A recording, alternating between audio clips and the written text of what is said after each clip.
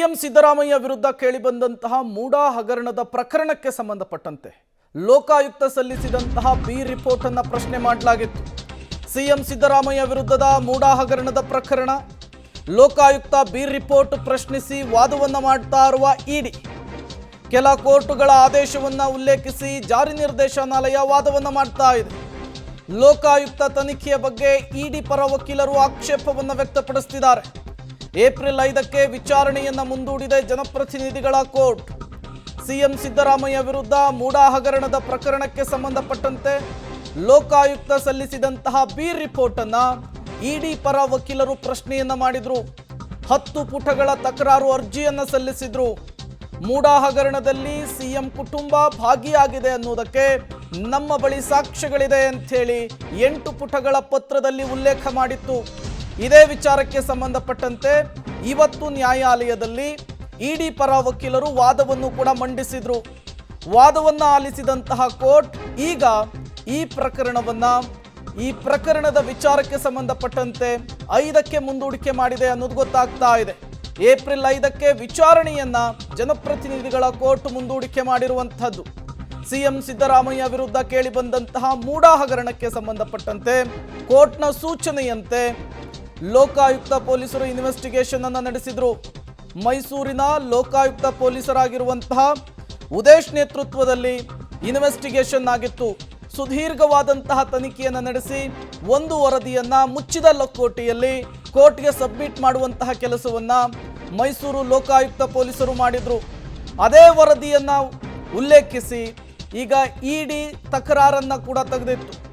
8 ಪುಟಗಳ ಪತ್ರವನ್ನ ಬರೆದಿತ್ತು. ಅದೇ ವಿಚಾರಕ್ಕೆ ಸಂಬಂಧಪಟ್ಟಂತೆ ಈಗ ವಿಚಾರಣೆಯನ್ನ ಕೋರ್ಟ್ ಕೈಗೆತ್ತಿಕೊಂಡಿತ್ತು. ಈ ವಿಚಾರಣೆಯನ್ನ ಏಪ್ರಿಲ್ 5ಕ್ಕೆ ಮುಂದೂಡಿದೆ ಅನ್ನುವಂತಹ ಮಾಹಿತಿ ಸಿಗ್ತಾ ಇದೆ. ಸಿಎಂ ಸಿದ್ದರಾಮಯ್ಯನವರಿಗೆ ಈ ಮೂಲಕ ಮತ್ತಷ್ಟು ಟೆನ್ಷನ್ ಜಾಸ್ತಿ ಆಗ್ತಾ ಇದೆಯಾ ಅನ್ನುವಂತಹ ಪ್ರಶ್ನೆ ಮುನ್ನೆಲೆಗೆ ಬರ್ತಾ ಇದೆ. ಈ ಮೂಡಾ ಹಗರಣದ ಪ್ರಕರಣಕ್ಕೆ ಸಂಬಂಧಪಟ್ಟಂತೆ ಬ್ಯಾಕ್ ಟು ಬ್ಯಾಕ್ ನ್ಯಾಯಾಂಗ ಹೋರಾಟದಲ್ಲಿ ಸಿಎಂ ಸಿದ್ದರಾಮಯ್ಯನವರಿಗೆ ರಿಲೀಫ್ ಸಿಗ್ತಾ ಬರ್ತಿತ್ತು. ಈ ಬೆನ್ನಲ್ಲೇ ಇವತ್ತಿನ ಅರ್ಜಿ ಇಡಿ ಹಾಕಿದಂತಹ ತಕರಾರು ಸಹಜವಾಗಿಯೇ ಸಿಎಂ ಸಿದ್ದರಾಮಯ್ಯನವರಿಗೆ ಟೆನ್ಷನ್ ಅನ್ನು ಜಾಸ್ತಿ ಮಾಡಿತ್ತು. ಸಿಎಂ ಸಿದ್ದರಾಮಯ್ಯ ವಿರುದ್ಧ ಮೂಡಾ ಹಗರಣದ ಪ್ರಕರಣ ಲೋಕಾಯುಕ್ತ ಎಸ್ಪಿಪಿ ವಾದವನ್ನು ಆಲಿಸಲಿಕ್ಕೆ ಕೋರ್ಟ್ ನಿರ್ಧಾರವನ್ನ ಮಾಡಿದೆ. ಇಡಿ ತಕರಾರು ಅರ್ಜಿಯ ಸಂಬಂಧ ಎಸ್ಪಿಪಿ ವಾದವನ್ನು ಆಲಿಸಲಿರುವ ಕೋರ್ಟ್ ಶನಿವಾರಕ್ಕೆ ವಿಚಾರಣೆಯನ್ನ ಕೋರ್ಟ್ ಮುಂದೂಡಿಕೆ ಮಾಡಿದೆ ಅನ್ನೋದು ಗೊತ್ತಾಗ್ತಾ ಇದೆ. ಸಿಎಂ ಸಿದ್ದರಾಮಯ್ಯ ವಿರುದ್ಧದ ಮೂಡಾ ಹಗರಣದಲ್ಲಿ ಲೋಕಾಯುಕ್ತ ಪೊಲೀಸರು ಸಲ್ಲಿಸಿದಂತಹ ಬಿ ರಿಪೋರ್ಟ್ ಅಥವಾ ಕ್ಲೀನ್ ಚಿಟ್ ಏನಿದೆ ಅದನ್ನ ಪ್ರಶ್ನಿಸಿ ತಕರಾರು ಅರ್ಜಿಯನ್ನು ಹಾಕಿತ್ತು ಇಡಿ ಜಾರಿ ನಿರ್ದೇಶನಾಲಯ. ಅದೇ ವಿಚಾರಕ್ಕೆ ಸಂಬಂಧಪಟ್ಟಂತೆ ಇವತ್ತು ವಿಚಾರಣೆಯನ್ನ ಕೈಗೆತ್ತಿಕೊಂಡಿತ್ತು. ವಾದ ಪ್ರತಿವಾದವನ್ನು ಆಲಿಸಿ ಈಗ ಮತ್ತೆ ವಿಚಾರಣೆಯನ್ನ 5ನೇ ತಾರೀಕು ಮುಂದೂಡಿಕೆ ಮಾಡಿರುವಂಥದ್ದು. ಅಂದರೆ ಶನಿವಾರಕ್ಕೆ ಮುಹೂರ್ತವನ್ನು ಫಿಕ್ಸ್ ಮಾಡಿದೆ. ಮತ್ತೆ ಸಿಎಂ ಸಿದ್ದರಾಮಯ್ಯನವರಲ್ಲಿ ಸಹಜವಾಗಿಯೇ ಟೆನ್ಷನ್ ಜಾಸ್ತಿ ಆಗ್ತಾ ಇದೆ. ಮುಚ್ಚಿದ ಲೋಕಟೆಯಲ್ಲಿ ಕೋರ್ಟ್ಗೆ ಸಬ್ಮಿಟ್ ಮಾಡಿದಂತಹ ವರದಿ ಇದೆಯಲ್ಲ ಅದು ಪಾರದರ್ಶಕತೆಯಿಂದ ಕೂಡಿಲ್ಲ. ಯಾವುದೇ ರೀತಿಯ ಇನ್ಫ್ಲೂಯೆನ್ಸ್ ಅನ್ನ ಸಿಎಂ ಸಿದ್ದರಾಮಯ್ಯನವರು ಬೀರಿಲ್ಲ ಅನ್ನುವಂತಹ ವಿಚಾರವನ್ನು ಕೂಡ ಲೋಕಾಯುಕ್ತ ಪೊಲೀಸರು ತನಿಖಾ ವರದಿಯಲ್ಲಿ ಉಲ್ಲೇಖಿಸಿದ್ರು. ಆ ಎಲ್ಲ ಅಂಶಗಳನ್ನು ಕೂಡ 8 ಪುಟಗಳ ತಕರಾರು ಅರ್ಜಿಯಲ್ಲಿ ಪ್ರಶ್ನೆ ಮಾಡುವಂತಹ ಕೆಲಸವನ್ನ ಜಾರಿ ನಿರ್ದೇಶನಾಲಯ ಅರ್ಥಾತ್ ಇಡಿ ಮಾಡಿತ್ತು. ಅದೇ ಅಂಶಗಳನ್ನು ಇಟ್ಕೊಂಡು ಕೋರ್ಟ್ನ ಮೊರೆ ಕೂಡ ಹೋಗಿತ್ತು. ಒಂದು ಕಡೆ ದೂರುದಾರ ಸ್ನೇಹಮಯಿ ಕೃಷ್ಣ ಅವರು ತಕರಾರು ಹಾಕಿದ್ರೆ ಮತ್ತೊಂದು ಕಡೆ ಇಡಿ ಕೂಡ ತಕರಾರನ್ನ ಹಾಕಿತ್ತು. ಇವತ್ತು ನ್ಯಾಯಾಲಯದಲ್ಲಿ ಇದೇ ವಿಚಾರಕ್ಕೆ ಸಂಬಂಧಪಟ್ಟಂತೆ ಅರ್ಜಿ ಕೂಡ ಮುನ್ನೆಲೆಗೆ ಬಂದಿತ್ತು. ವಾದ ಪ್ರತಿವಾದವನ್ನು ಆಲಿಸಿದಂತಹ ನ್ಯಾಯಾಲಯ ಏಪ್ರಿಲ್ 5ಕ್ಕೆ ವಿಚಾರಣೆಯನ್ನ ಮುಂದೂಡಿಕೆ ಮಾಡಿದೆ. ಅಲ್ಲಿಗೆ ಒಂದಂತೂ ಸ್ಪಷ್ಟವಾಗ್ತಾ ಇದೆ, ಮೂಡಾ ಹಗರಣದ ಆರೋಪದಲ್ಲಿ ಸಿಎಂ ಸಿದ್ದರಾಮಯ್ಯನವರು ಮತ್ತೆ ಕಾನೂನು ಹೋರಾಟವನ್ನ ಮುಂದುವರಿಸಲೇಬೇಕಾದಂತಹ ಪರಿಸ್ಥಿತಿ ನಿರ್ಮಾಣವಾಗಿರುವಂತಹದ್ದು. ಹಾಗಾದ್ರೆ ಏಪ್ರಿಲ್ 5ಕ್ಕೇನೆ ಅಂದ್ರೆ ಶನಿವಾರಕ್ಕೇನೆ ಆದೇಶ ಹೊರಬೀಳುತ್ತಾ ಅನ್ನುವಂತಹ ಕುತೂಹಲ ಕೂಡ ಈಗ ಮುನ್ನೆಲೆಗೆ ಬರ್ತಾ ಇದೆ. ಏಪ್ರಿಲ್ 5 ಸಿಎಂ ಸಿದ್ದರಾಮಯ್ಯನವರ ಪಾಲಿಗೆ ಬಿಗ್ ಡೇ ಆಗುವಂತಹ ಸಾಧ್ಯತೆ ಇದೆ. ಇವತ್ತು ಇಡಿ ಹಾಕಿದಂತಹ ತಕರಾರು ಅರ್ಜಿಯನ್ನ ಕೈಗೆತ್ತಿಕೊಂಡಂತಹ ಕೋರ್ಟ್ ಏಪ್ರಿಲ್ 5ಕ್ಕೆ ವಿಚಾರಣೆಯನ್ನ ಮುಂದೂಡಿಕೆ ಮಾಡಿದೆ. ಹಾಗಾದ್ರೆ ಸಿಎಂ ಸಿದ್ದರಾಮಯ್ಯನವರಿಗೆ ಮೂಡಾ ಟೆನ್ಷನ್ ಹೇಗಿದೆ ನೋಡ್ತಾ ಹೋಗೋಣ. ಬಿ ರಿಪೋರ್ಟ್ ಚಾಲೆಂಜ್ ಮಾಡೋದಕ್ಕಿರುವಂತಹ ಅಂಶಗಳನ್ನ ಪ್ರಸ್ತಾಪಿಸಿರುವಂತಹದ್ದು. ಲೋಕಾಯುಕ್ತ ಬಿ ರಿಪೋರ್ಟ್ ಅನ್ನ ಜಾರಿ ನಿರ್ದೇಶನಾಲಯ ಅಂದ್ರೆ ಇಡಿ ಪ್ರಶ್ನಿಸಿದೆ ಅನ್ನೋದು ಗೊತ್ತಾಗ್ತಾ ಇದೆ. ಬಿ ರಿಪೋರ್ಟನ್ನು ಚಾಲೆಂಜ್ ಮಾಡುವುದಕ್ಕೆ ಇರುವಂತಹ ಅಂಶಗಳನ್ನು ಪ್ರಸ್ತಾಪಿಸಿರುವಂಥದ್ದು. ಈ ಅಂಶವನ್ನು ಪ್ರಸ್ತಾಪಿಸುವ ಮೊದಲು 10 ಪುಟಗಳ ತಕರಾರು ಅರ್ಜಿಯನ್ನು ಕೂಡ ಬರೆದಿರುವಂಥದ್ದು. ಸಿಎಂ ಸಿದ್ದರಾಮಯ್ಯನವರ ಕುಟುಂಬ ಈ ಹಗರಣದಲ್ಲಿ ಭಾಗಿಯಾಗಿದೆ ಅನ್ನೋದಕ್ಕೆ ನಮ್ಮ ಬಳಿ ಸಾಕ್ಷಿ ಇದೆ ಅನ್ನುವಂತಹ ವಿಚಾರವನ್ನು ಕೂಡ ಪ್ರಸ್ತಾಪಿಸಿದೆ. ಜೊತೆಗೆ ಲೋಕಾಯುಕ್ತ ಪೊಲೀಸರು ಪಾರದರ್ಶಕತೆಯಿಂದ ತನಿಖೆಯನ್ನು ಮಾಡಿಲ್ಲ ಅನ್ನುವಂತಹ ಅಂಶವನ್ನು ಕೂಡ ತಕರಾರು ಅರ್ಜಿಯಲ್ಲಿ ಉಲ್ಲೇಖಿಸಿತ್ತು ಇಡಿ.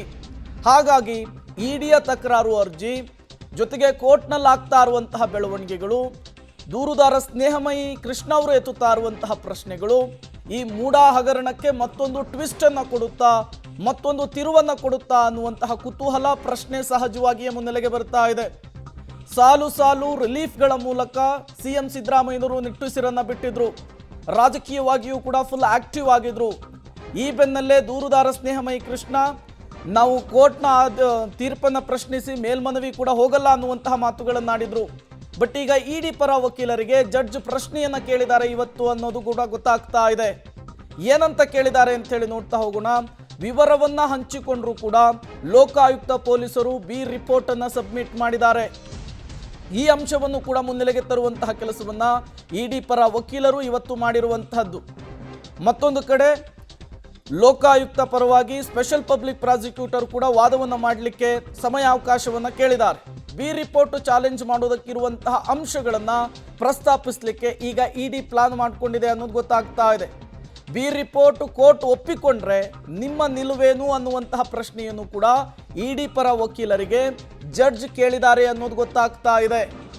ಅದರ ಜೊತೆಗೇನೆ ವಿವರವನ್ನು ಹಂಚಿಕೊಂಡ್ರು ಕೂಡ ಲೋಕಾಯುಕ್ತ ಪೊಲೀಸರು ಬಿ ರಿಪೋರ್ಟ್ ಅನ್ನು ಸಬ್ಮಿಟ್ ಮಾಡಿದ್ದಾರೆ ಈ ಪ್ರಕರಣದಲ್ಲಿ ಅನ್ನುವಂತಹ ಅಂಶವನ್ನು ಕೂಡ ಇಡಿ ಮುನ್ನೆಲೆಗೆ ತರುವಂತಹ ಕೆಲಸವನ್ನು ಮಾಡಿದೆ. ಮತ್ತಷ್ಟು ಡೀಟೇಲ್ಸ್ ಅನ್ನು ಕೊಡ್ತಾರೆ ನರಸಿಂಹಮೂರ್ತಿ, ನೇರ ಸಂಪರ್ಕದಲ್ಲಿ ಜಾಯಿನ್ ಆಗಿದ್ದಾರೆ. ನರಸಿಂಹಮೂರ್ತಿ, ಮೂಡಾ ಹಗರಣದ ವಿಚಾರಕ್ಕೆ ಸಂಬಂಧಪಟ್ಟಂತೆ ಇವತ್ತು ಕೋರ್ಟ್ನ ಕಲಾಪದಲ್ಲಿ ಏನೆಲ್ಲ ಬೆಳವಣಿಗೆಗಳಾಯಿತು ಅಂತ ಹೇಳಿ. ಪ್ರೇಮ್, ಇವತ್ತು ಕೋರ್ಟ್ನಲ್ಲಿ ಜನಪ್ರತಿನಿಧಿಗಳ ವಿಶೇಷ ನ್ಯಾಯಾಲಯದಲ್ಲಿ ಮೂಡಾ ಅಕ್ರಮದ ವಿರುದ್ಧವಾಗಿ ಲೋಕಾಯುಕ್ತ ಪೊಲೀಸರು ಸಲ್ಲಿಸಿದ್ದಂತಹ ಆ ಬಿ ರಿಪೋರ್ಟ್ ಏನಿತ್ತು ಅದರ ಅರ್ಜಿಯ ವಿಚಾರಣೆಯನ್ನ ಮಾನ್ಯ ನ್ಯಾಯಾಧೀಶರು ಮುಗಿಸಿದ್ರು. ಇವತ್ತು ಮಾನ್ಯ ನ್ಯಾಯಾಧೀಶರು ತೀರ್ಪನ್ನ ಕೊಡಬೇಕಿತ್ತು.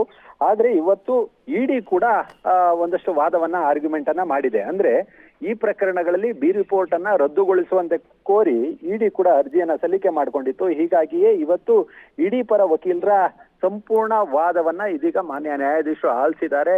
ಇದೇ ತಿಂಗಳ 8ನೇ ತಾರೀಕಿಗೆ ಆದೇಶವನ್ನ ಮುಂದೂಡಿದ್ದಾರೆ. ಅಂದ್ರೆ ಇಲ್ಲಿ ಇಡಿ ಪರ ಹಾಜರಾಗಿದ್ದಂತಹ ಮಧುಕರ್ ದೇಶಪಾಂಡೆ ಅವರು ಇಲ್ಲಿ ಸ್ನೇಹಮಯಿ ಕೃಷ್ಣ ಅವರ ವಾದ ಮಾಡ್ತೀವಿ ಅಂತೇಳಿ ಏನು ಹಿಂದೆ ಹೇಳಿದ್ರು, ವಾದವನ್ನ ಆರ್ಗ್ಯುಮೆಂಟ್ ಅನ್ನ ಕಂಪ್ಲೀಟ್ ಮಾಡಿದ್ರು. ನಮಗೂ ಒಂದಷ್ಟು ಅವಕಾಶವನ್ನ ಕೊಡಬೇಕು. ಈ ಹಿಂದೆ ಹಲವಾರು ಕೋರ್ಟ್ಗಳಲ್ಲಿ ಬಿ ರಿಪೋರ್ಟ್ ಅನ್ನ ರದ್ದು ಮಾಡುವಂತೆ ಇಡಿ ಅರ್ಜಿಯನ್ನ ಹಾಕೊಂಡಂತಹ ಸಂದರ್ಭಗಳಲ್ಲಿ ತೀರ್ಪು ಬಂದಂತಹ ಉದಾಹರಣೆಗಳಿದಾವೆ. ಹೀಗಾಗಿ ಅವಕಾಶವನ್ನ ಮಾಡಿಕೊಡ್ಬೇಕು ಅನ್ನೋ ನಿಟ್ಟಲ್ಲಿ ಆರ್ಗ್ಯುಮೆಂಟ್ ಅನ್ನ ಸಲ್ಲಿಕೆ ಮಾಡಿದ್ರು. ಅದ್ರ ಜೊತೆಗೆ ಇದು ಅನುಸೂಚಿತ ಅಪರಾಧ ಅಲ್ಲ ಅಂತೇಳಿ ಬಿ ರಿಪೋರ್ಟ್ ಅನ್ನ ಸಲ್ಲಿಕೆ ಮಾಡಿದ್ದಾರೆ. ಇದು ನ್ಯಾಯಯುತವಲ್ಲ, ಊರ್ಜಿತವಲ್ಲ. ಹೀಗಾಗಿ ಈಗ ಲೋಕಾಯುಕ್ತ ಪೊಲೀಸರು ಸಲ್ಲಿಕೆ ಮಾಡಿದ್ದಂತಹ ಈ ಬಿ ರಿಪೋರ್ಟ್ ಅನ್ನ ರದ್ದು ಮಾಡಬೇಕು, ಬಿ ರಿಪೋರ್ಟ್ ಅನ್ನ ರದ್ದು ಮಾಡಿ ಅಲ್ಲಿಗೆ ನಮ್ಗೆ ತನಿಖೆಗೆ ಅವಕಾಶವನ್ನ ಮಾಡಿಕೊಡ್ಬೇಕು ಅನ್ನೋ ನಿಟ್ಟಿನಲ್ಲಿ ಇದೀಗ ಇಡಿ ಪರ ವಕೀಲರು ತಮ್ಮ ಆರ್ಗ್ಯುಮೆಂಟ್ ಅನ್ನ ಮುಗಿಸಿದ್ದಾರೆ. ಹೀಗಾಗಿ ಇವತ್ತು ಮಾನ್ಯ ನ್ಯಾಯಾಧೀಶರು ಬರೆಸಬೇಕಿದ್ದಂತಹ ಆದೇಶ ಏನಿದೆ ಅದನ್ನ 8ನೇ ತಾರೀಕಿಗೆ ಏಪ್ರಿಲ್ 8ಕ್ಕೆ ಮುಂದೂಡಿದ್ದಾರೆ. ಅವತ್ತು ಮಾನ್ಯ ನ್ಯಾಯಾಧೀಶರು ಅಂತಿಮ ಆದೇಶವನ್ನ ಪ್ರಕಟವನ್ನ ಮಾಡಲಿದ್ದಾರೆ.